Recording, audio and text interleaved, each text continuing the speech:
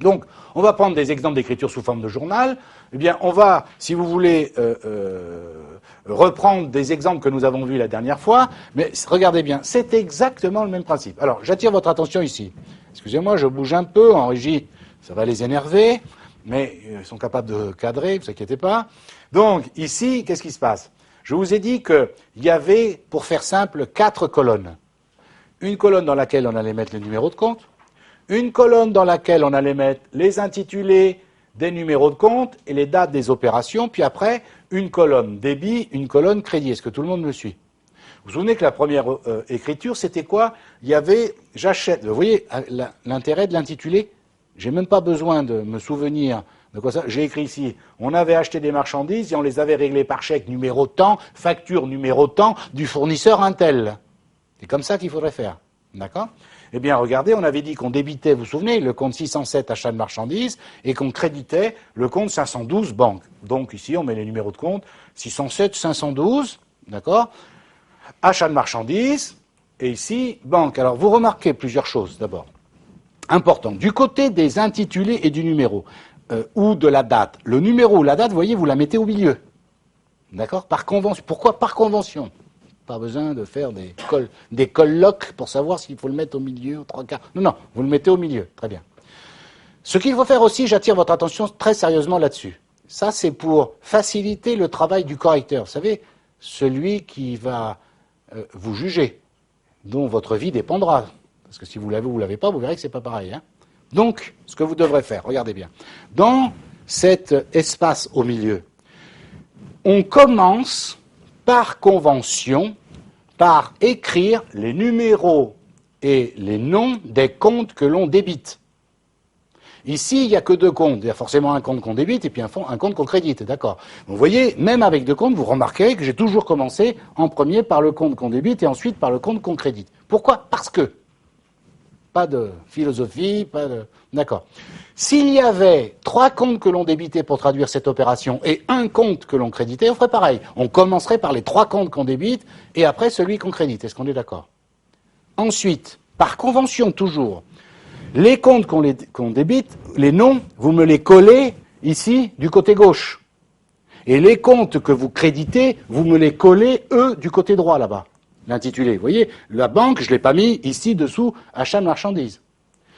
Pourquoi on fait ça? Ben parce que comme ça va plus vite à vérifier. Est-ce que tout le monde me suit? Vous voyez, je vois bien ici que vous avez débité achat et que vous avez crédité banque. Si vous mettez les deux ici, d'accord, comme je vous connais, vous n'allez pas respecter, vous n'allez pas les mettre dans l'ordre, vous risquez de tout mélanger. C'est une question d'habitude et on fait toujours comme ça. Vous êtes d'accord? Et après, il y a une colonne débit, une colonne crédit. Et vous voyez, il y avait bien 100 000, 100 000. Vous comprenez ce que je veux dire? C'est aussi simple que ça. Ce qui est possible, certains auteurs et certains enseignants font comme ça. C'est que pour les numéros de compte ici, c'est tout à fait correct, il n'y a pas de souci, bien sûr. Vous pouvez mettre 2 colonnes, d'accord, les numéros de compte. D'abord, donc, le compte que vous débitez, c'est dans la première, et le compte que vous créditez. Moi, ça m'est égal complètement. Moi, ce qui compte, c'est que les numéros de compte soient justes, les intitulés soient justes, et que ce soit lisible. Est-ce qu'on est d'accord? C'est clair? Deuxième exemple, c'était un achat de matières premières, facture numéro tant, non payée, donc s'il y avait une dette envers le fournisseur, et c'était 601 et 401, vous voyez exactement le principe. Ça va, c'est clair? C'est aussi simple que ça. Ok? Aussi simple que ça. Ce qui veut dire, je perçois des questions. Ah bon, mais il faut tracer des traits alors? On va pas nous donner le jour de l'examen des feuilles avec tous les traits déjà faits?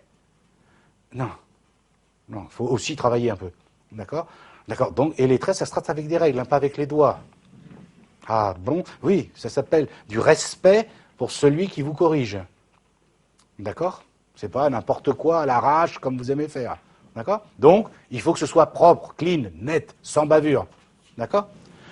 Après, je vous ai mis l'exemple 3, 512 à 76, l'exemple 4, 411 à 701. Vous voyez, il n'y a aucune difficulté majeure. Vous voyez, c'est toujours la même chose. Si jamais, il y a plusieurs écritures, vous pouvez avoir à le faire sur 2 pages le journal. Hein, vous arrivez en bas, voilà. Alors là, attention, juste une petite précision pour ceux qui ont déjà fait de la compta. Alors, je sais que dans ce cas-là, certains profs exigent que en bas de la page, vous fassiez le total de la colonne débit, le total de la colonne crédit. Ça, c'était bon, entre guillemets, au Moyen-Âge.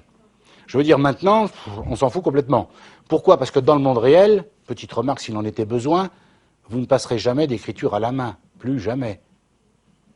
Ça sera avec un logiciel de comptabilité. D'accord. Sauf que, encore une fois, avant d'apprendre à courir, on apprend à marcher. Donc on apprend d'abord à passer les écritures à la main, et après, quand on sait, quand on comprend, on peut passer, si vous voulez, sur le logiciel, et évidemment, lui, le logiciel, son journal, il est prêt. Enfin, vous comprenez ce que je veux dire.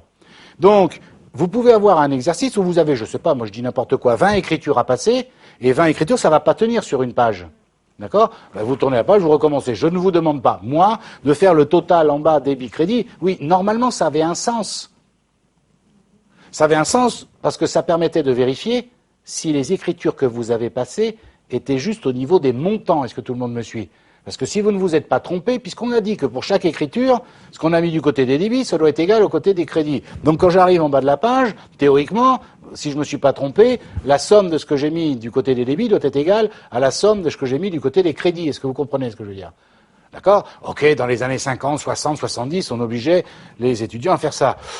Bon, on est au XXIe siècle, d'accord? Maintenant, c'est plus obligatoire. Ok? Donc, voilà le principe des différentes écritures. Je vous ai toutes reprises ici. Hein. Vous pensez bien à chaque fois à l'intitulé.